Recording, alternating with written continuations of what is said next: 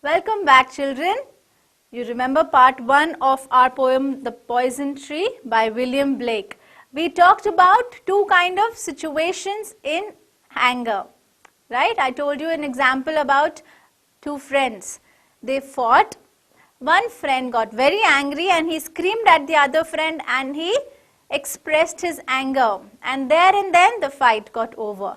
But in another instance, the friend did not express his anger. He took his anger back in his heart to his home and he kept crying about it. And thus the anger grew from a small sapling to a bigger tree. Let's find out what happens next. What happened to anger? Now when he was eating, he was thinking about all that. When he was sleeping in the night also, he was thinking about the same thing that happened that morning. So the anger grew both day and night, till it bore an apple bright, till from the small sapling a bigger tree grew and came out a shining bright apple. Now what is the apple here? What does the apple signify here? Apple is the fruit, the anger that turned out to be a bright apple which was prepared for his enemy. But why does the author talk about an apple? Why does the apple come here? I'm going to show you Adam and Eve. Do you remember from Bible, Adam and Eve? The apple story comes from there. Now long time back, God created a beautiful world with lots of trees and fruits and lots of beautiful things. Yes, and all the fruits on the trees which human mankind could relish. They were all very happy. There were no bad emotions, nothing at all. But one fine day, what happened? Can you see the snake here? Yes, this is the snake of Saturn. He came down. He is the negative emotion. He came down and he told Eve to eat the apple. He told both of them, why don't you eat this apple? It's very yummy. It's very tasty. Relish it. Enjoy it. As soon as they ate the apple, then released the emotions. Why did this happen? What happened? Why didn't I get this? Why did he get the whole share? All kinds of anger and jealousy emotions started happening. So God said, I gave you such a beautiful world. Why did you have to listen to someone else? You should put your own brain. Yes. So after that, all kinds of bad emotions started coming out. This is the story of Adam and Eve in Bible. So the author is trying to say here that the apple was the fruit created by the enemy and he prepared it to give his friend. And my foe beheld it shine, and he knew that it was mine. Now that friend came in and he took the apple because he knew it's mine. The apple was prepared for him. And into my garden stole when the night had wheeled the pole. The pole. What is the pole? Author here tells us about the North Star, the pole star. You know what is a pole star? Yes, it is always stationary at one particular point. Even when the sailors get lost in their ocean, big oceans, how do they get their distances? How do they get their maps figured? By looking at the North Star. So North Star is only standing in one position and tells us the way. This is how it works. The earth revolves and looks at the North Star. So at this point, the enemy, they had lost all directions. What is wheeled? Wheeled means covered by darkness, covered by emotions. They were not able to rectify what is good, what is bad. Everything for them was dark. They could not even see the correct direction. So Everything according to them was happening in the wrong direction. They could not see the North Star in their life. In the morning, glad, I see my foe outstretched beneath the tree. What happened the next day? Because he ate the bad fruit, the apple created by him, he outstretched. Outstretched means with his hands and legs stretched, he fell apart. He died. So anger destroys everything, your life and everyone around you. So you should be very careful when you're angry. It can destroy everything. This is what the author is telling us in this poem. Now we move on to the question and answers. We move on to the question number 4. When the poet is thinking about his anger, the picture of tree comes to his mind. Which word in the first stanza suggests a tree? Grow. The pronoun it. It implies that the poet is talking about a tree. The line, till it bore an apple bright, supports this answer. Now you remember, we talk about the tree, the sapling which grows into a tree which bears a fruit. Yes, so the poet is thinking about anger in the picture of a tree. Question number 12, which is again on page number 111 of your English textbook. What kind of a tree and fruit? Here it's apple, can grow when they are nurtured by fear, tears, hypocritical smiles and deceitful wails. What kind of a tree can grow? Let's see the answer. A poison tree with poisonous fruits. Now in your heart, you are growing a tree with poisonous fruits which you give anyone, they might die. Okay? The word it occurs in all the 4 lines of the 3rd stanza. What does it refer to in each line? This is the question number 13. What does it refer to in the 3rd stanza? It in the first line of the 3rd stanza refers to the speaker's suppressed anger. Okay? In the 2nd line, it refers to a poisonous tree. In the 3rd and 4th lines, it refers to a bright poisonous apple. So from first stanza, it was an anger. Okay? In the first line, it was only an anger. In the 2nd line, it became a big tree. And in the 3rd and 4th line, it became a bright poisonous apple. This is how his anger grew. Question number 14. Apple in the poem refers to what? Is it the forbidden but tempting apple in the Garden of Eden from the Bible? Or is it the consequence of suppressing anger? Or C, the fruit of his enmity? What do you think apple is? I'm sure you know the answer.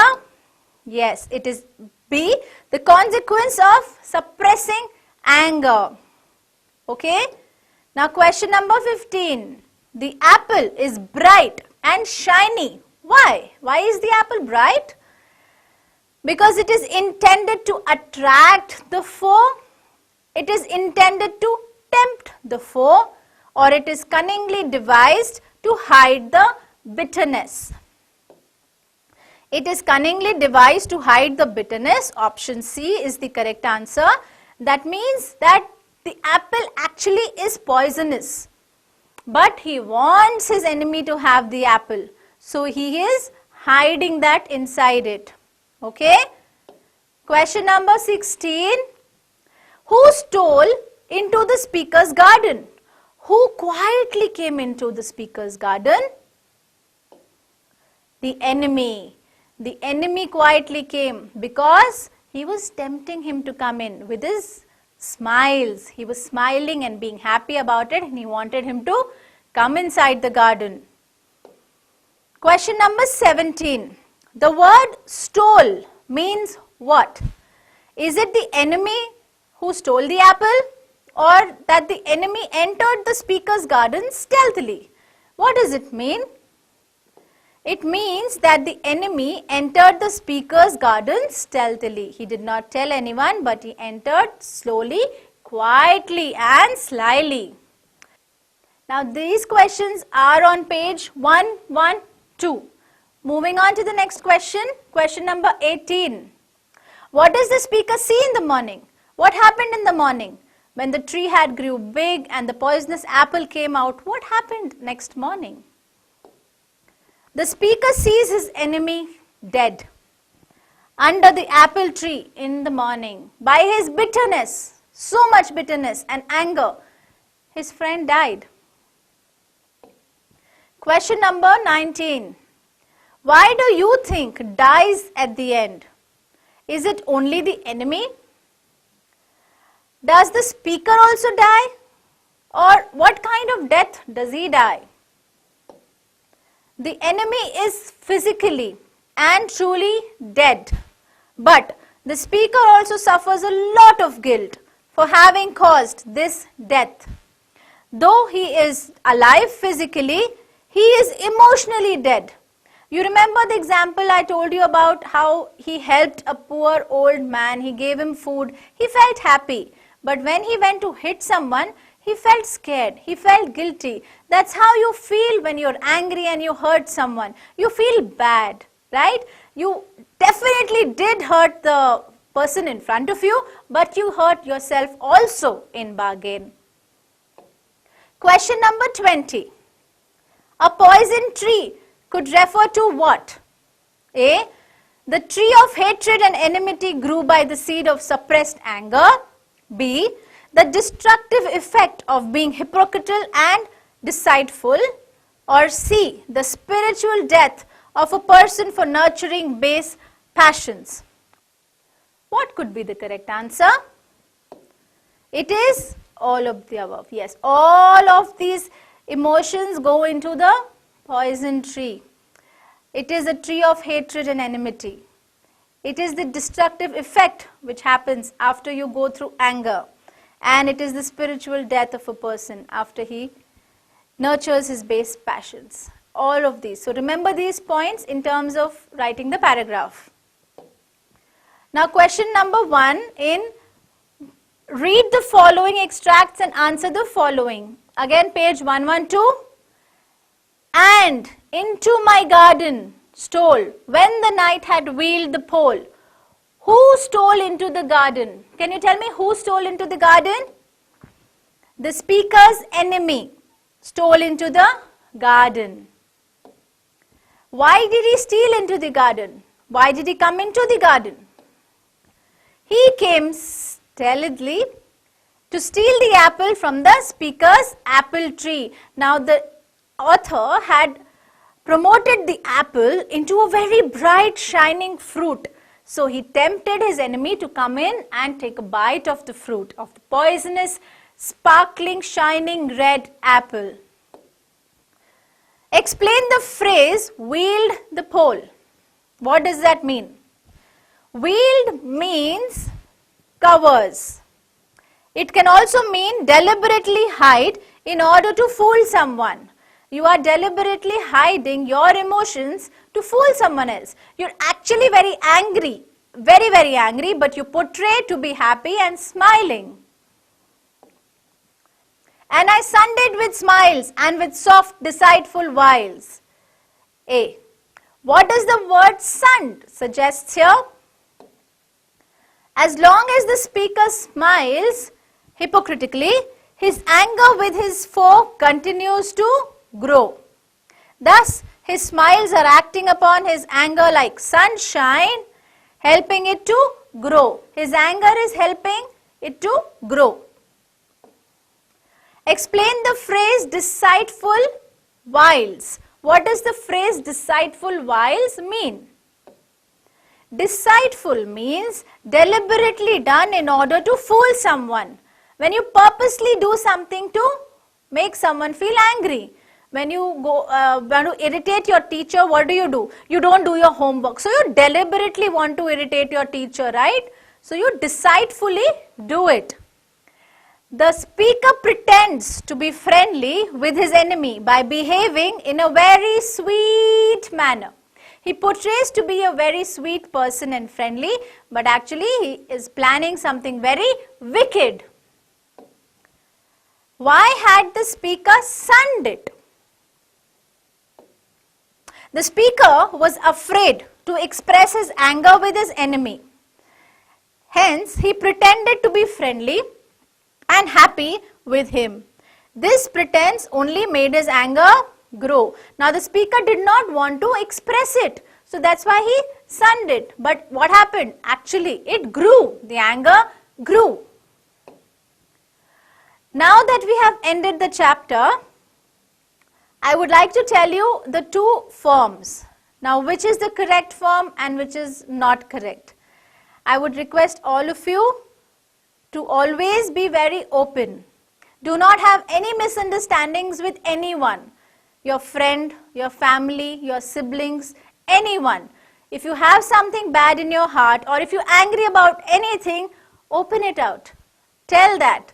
Don't suppress your anger ever. Let's read the summary of the chapter.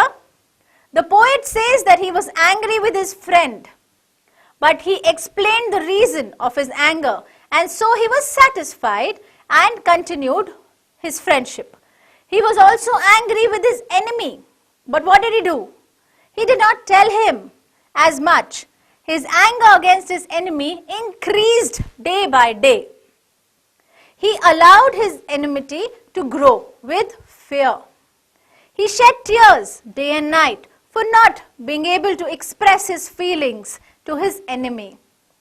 He appeared to be happy in the external world to show everyone, and he used to smile to cover his anger. The tree of enmity began to grow as he nourished it day in and day out with fears and tears. It bore a fruit which the enemy saw with eager eyes because it was very bright. Knowing that it was my fruit, he stole one night into my garden. In the morning, I was happy to see my enemy lying dead under the tree because it was a poison tree. My friends, do not get angry. Be happy, live your life happily, and make everyone around you feel happy. So I end this chapter with this note. See you soon with another chapter. Signing out, Kashish Chug. Bye-bye.